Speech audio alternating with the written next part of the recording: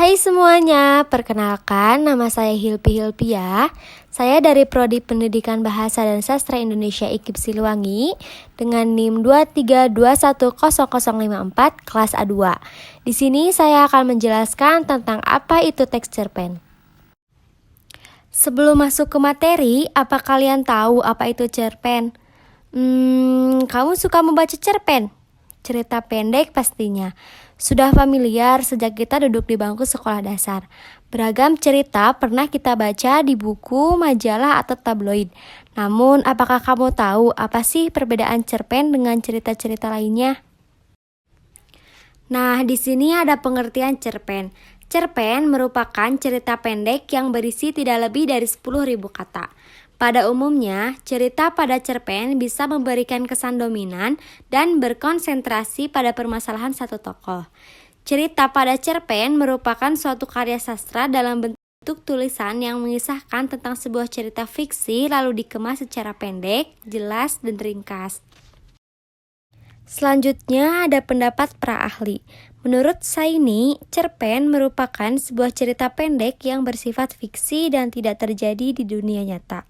Akan tetapi dapat terjadi kapan saja serta di mana saja, dalam kisah cerita yang relatif singkat dan jelas. Selanjutnya ada struktur cerpen. Yang pertama ada abstrak. Abstrak merupakan pemaparan gambaran awal dari cerita yang dikisahkan. Yang kedua ada orientasi. Pada orientasi cerpen biasanya menjelaskan tentang latar cerita seperti waktu, suasana, tempat, dan lokasi yang digunakan dalam penggambaran cerita cerpen. Yang ketiga ada komplikasi. Komplikasi menjelaskan tentang struktur yang berkaitan dengan pemaparan awal suatu masalah yang dihadapi oleh tokoh. Yang keempat ada evaluasi. Pada bagian evaluasi ini terjadi konflik masalah yang semakin memuncak. Yang kelima ada resolusi. Resolusi merupakan bagian akhir permasalahan yang terjadi pada cerpen. Nah, yang terakhir ada koda.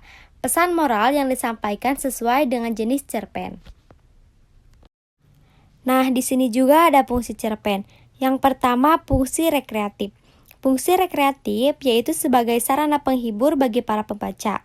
Yang kedua ada fungsi estetis.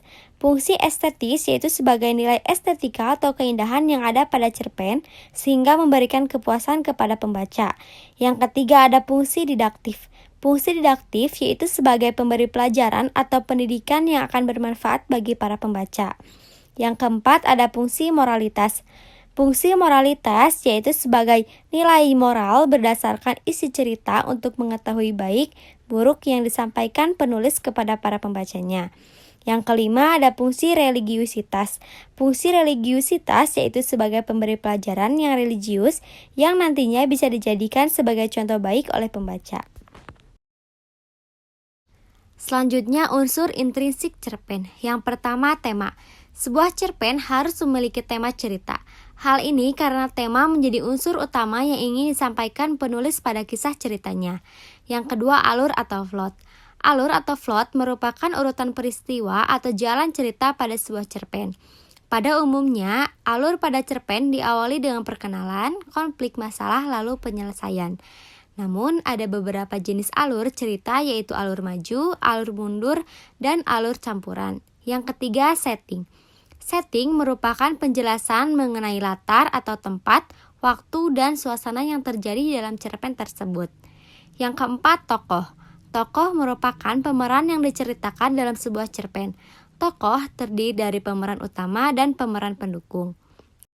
Yang kelima watak. Watak merupakan gambaran sifat dari para pemeran. Watak terdiri dari 3 jenis, yaitu protagonis baik, antagonis jahat, dan netral. Yang keenam sudut pandang. Sudut pandang merupakan cara pandang pengarang saat menceritakan kisah pada sebuah cerpen. Yang ketujuh amanat. Amanat merupakan pesan moral atau pelajaran yang disampaikan oleh penulis kepada pembaca. Pesan moral yang disampaikan biasanya dalam bentuk tersirat maupun tersurat. Nah, berikut ada soal kuisis teks cerpen. Kalian bisa mengerjakannya ya. Selamat belajar dan selamat mengerjakan.